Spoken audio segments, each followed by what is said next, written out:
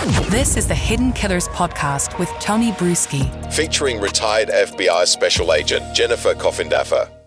The fact that any secret, and this was the director of the Secret Service that said this, that they didn't put somebody up on a roof because it was too slanted. That's absolutely ridiculous. That's a quote from her. How is that even possible? I mean, I could see that maybe coming from a lesser agency or something, like maybe the local, sheriff's department or something, but not the Secret Service, No, you're exactly right. And if you look at the two shooters the Secret Service had, they were on a much more pitched roof. So it made no sense. It kind of comes down to this whole communication thing, which I think at the end of the day is going to be a big part of what they discover the fallacies were here. And that is, who was where, when, who was responsible for what. And I think this director making such a comment is so comical because that's just not what happens in the real world. I know she was a Secret Service agent.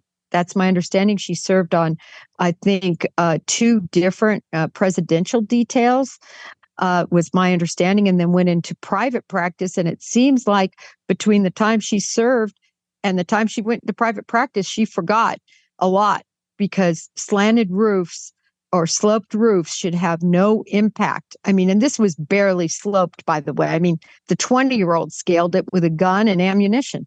I mean, I'm not a conspiracy theorist by any means, but to throw that out there as the official answer, I just don't buy it. I mean, it just seems like either someone's, and I'm not saying it's a conspiracy that they let this kid up there with the intent to shoot the president, but it just seems more like we're covering our ass and making something up that maybe some of the population will buy that don't quite understand how all of this works and won't realize what a ridiculous answer it is. But still, it's a ridiculous answer. Can nobody own up to this and say, look, we really screwed up here and we didn't do this because we screwed up. We just, somebody was supposed to be there. They didn't show up for work. We didn't double check it, whatever the hell it may be. I mean, if it's as simple as you'd mentioned earlier, to the motorcycle cops not showing up, it's really scary if it's like that. Well, it's not Burger King we're talking about here. We're talking about the security of a former president and then all these people who are out there. I mean, God forbid he had a bomb or something that would have gone off.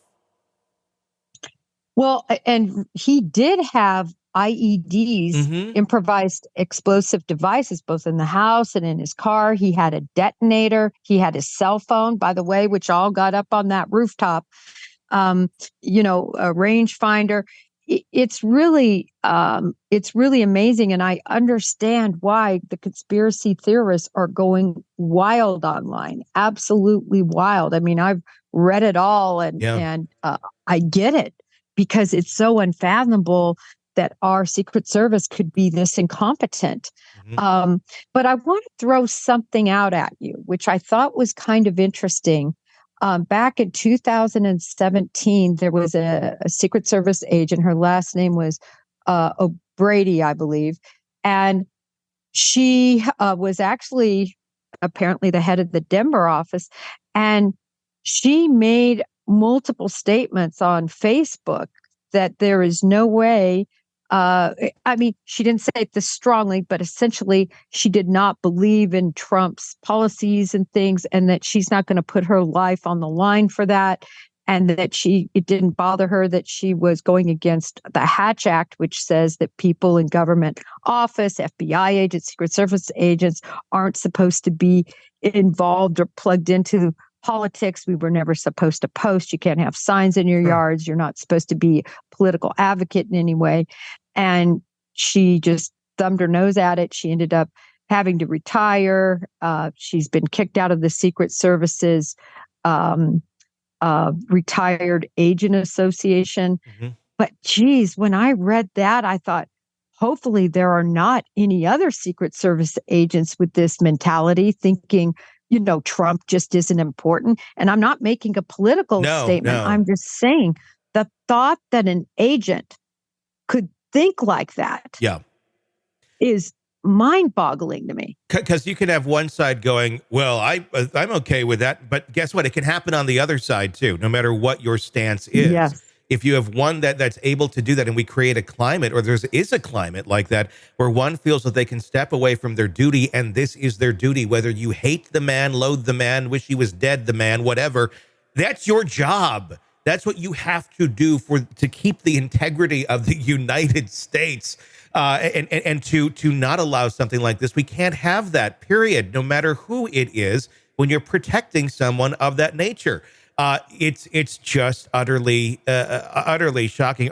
Is there too much dependence on outside agencies for events like this? And maybe there has been for too long. I mean, we've seen so many issues in so many police departments across this country in the last handful of years of being defunded, of officers, real experienced officers that have been around, understand details and things like that, retiring. A lot of very young officers out there now. And obviously, the torch has to be passed at some point.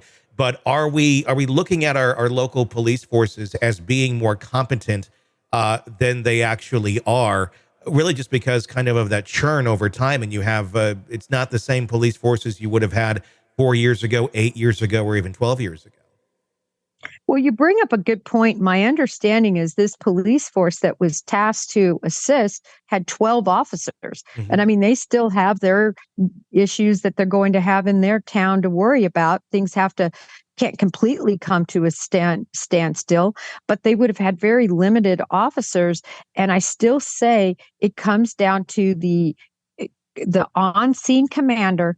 In other words, the person with Secret Service who was in charge of that particular detail and the decisions they made, and making sure that their local forces are doing what was designated of them.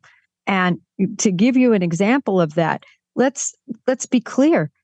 If you just had people, 2 people on that building on the corners watching, this would have never happened outside. Yeah. Watching. And that doesn't take too much. That, anyone with a badge should be able to handle that assignment. And I think they would have been able to handle that assignment.